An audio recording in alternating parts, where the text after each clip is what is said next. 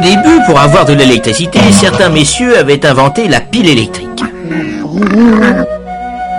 Dans une pile, sous l'effet de l'énergie chimique, on a d'un côté des électrons moins, de l'autre, il en manque. C'est le côté plus. Les électrons se recombinent avec les plus en passant dans le filament d'une lampe, par exemple. C'est du courant continu parce que les électrons moins sont toujours du même côté. D'autres messieurs avaient mis au point une autre méthode. Avec des fils bien isolés, ils faisaient une bobine. Et devant, ils s'amusaient à faire tourner un aimant.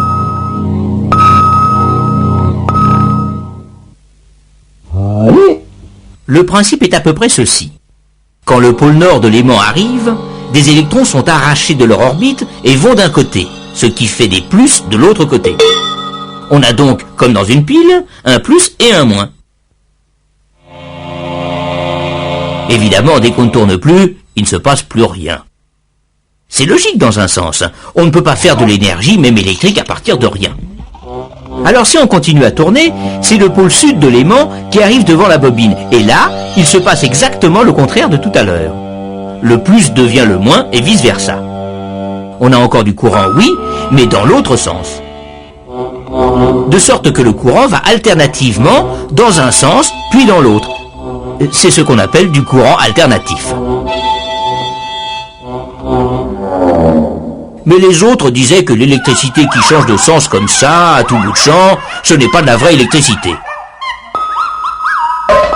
Évidemment, ça clignotait. L'aimant ne tournait pas très vite. Alors profitons-en pour savoir ce qui se passe grâce à notre caméra spéciale et pour faire un peu de théorie.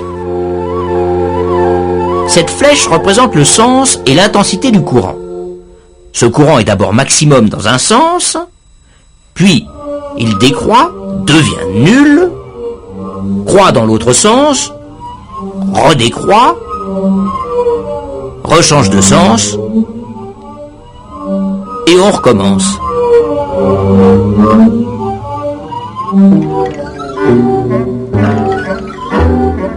Si le courant redevient maximum dans un sens une fois par seconde comme ici, on dit que la fréquence du courant est de 1 Hz. 2 fois par seconde, 2 Hz, etc.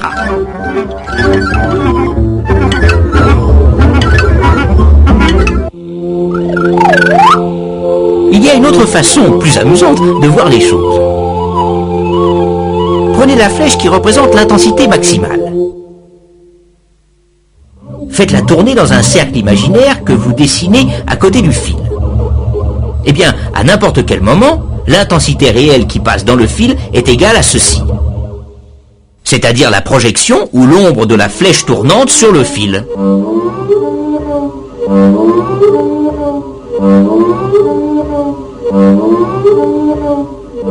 On peut même lui faire tracer une courbe, c'est une sinusoïde.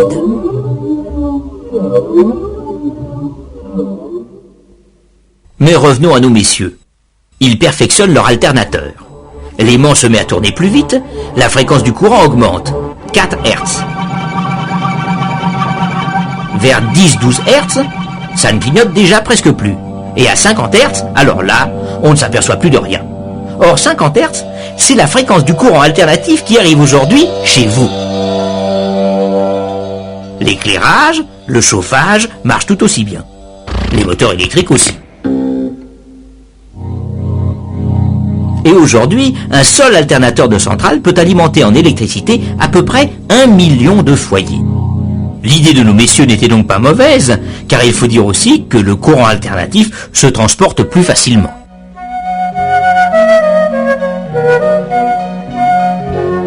Mais pourquoi faut-il de très hautes tensions?